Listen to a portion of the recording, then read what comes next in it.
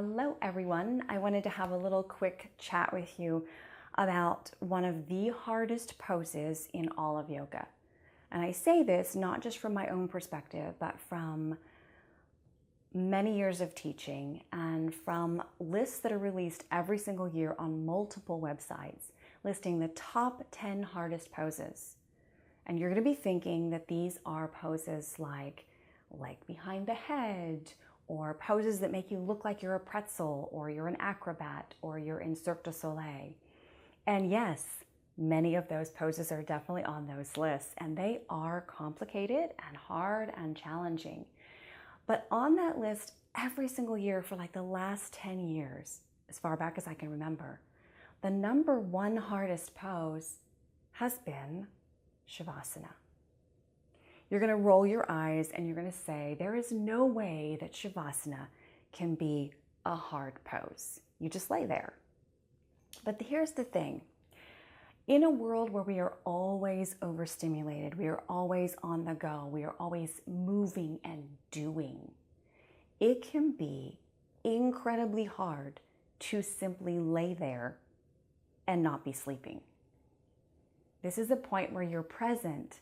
You're there, you're awake, and you're not sleeping. You're not intending on sleeping.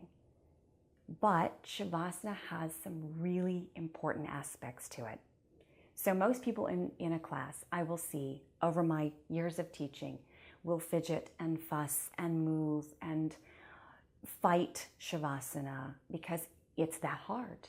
You've got to settle your body and you've got to be in your body with your mind and your emotions all by yourself. And this can be super hard. The thing about Shavasana is the reason it's so important for a practice, and I know a lot of people skip it, and a lot of teachers, and I know many teachers do, will skip Shavasana, will say that they personally don't use it in their practice, that they don't like to take Shavasana because it makes them sleepy. I'm going to say right here and now, I take Shavasana every single time I practice without fail. And my rule of trade is to try to do between 7 and 10% of my practice, or any practice I teach in person, online, would be 7 to 10% of the practice is Shavasana. And my theory behind this is really simple. When you're moving your body, whether it be yin, restorative, flow, breath, whatever it is, you are shaking things up, you are shaking things loose, you are moving things around, you are shifting your body, your energy body, your subtle energy, your blood, your organs, everything in your body and your mind is getting a good shakedown. So think of it like one of those snow globes. You take the snow globe, everything's still, you shake it really hard and everything flies up, the glitter, the snow, whatever it is, and then you set it flat.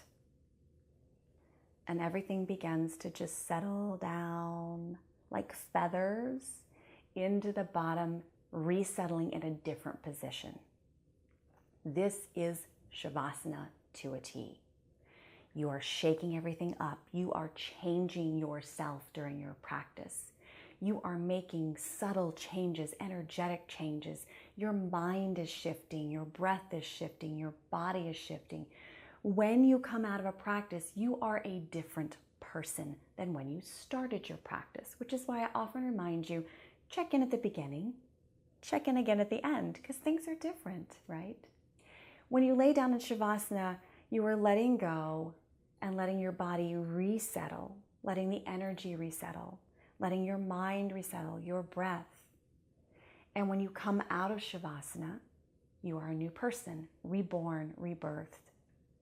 This is why Shavasana is translated as corpse pose.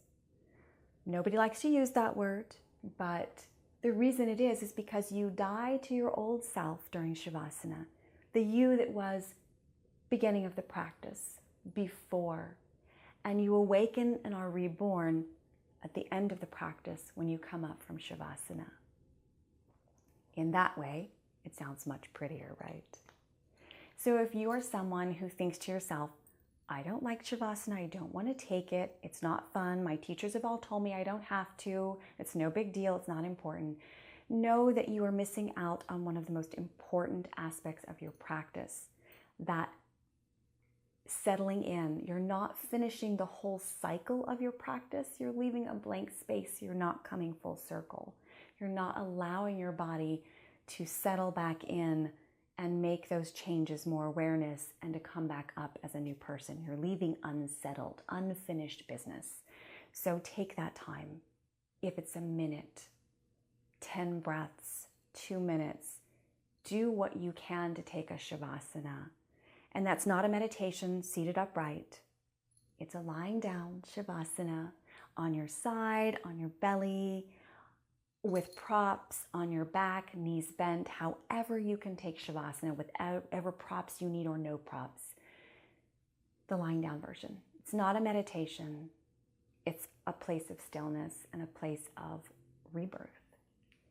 So I hope you will look at Shavasana a little bit differently, remembering that it is still number 1 on the top 10 most difficult poses ever, because there's a lot more to it than it seems at first sight. What it looks like is not exactly telling of what's really going on in the physical, emotional, mental, and energetic bodies within Shavasana. So please, please take some time for Shavasana. It will make a huge difference in your practice and how you come off your mat and back into the world. Have a great week.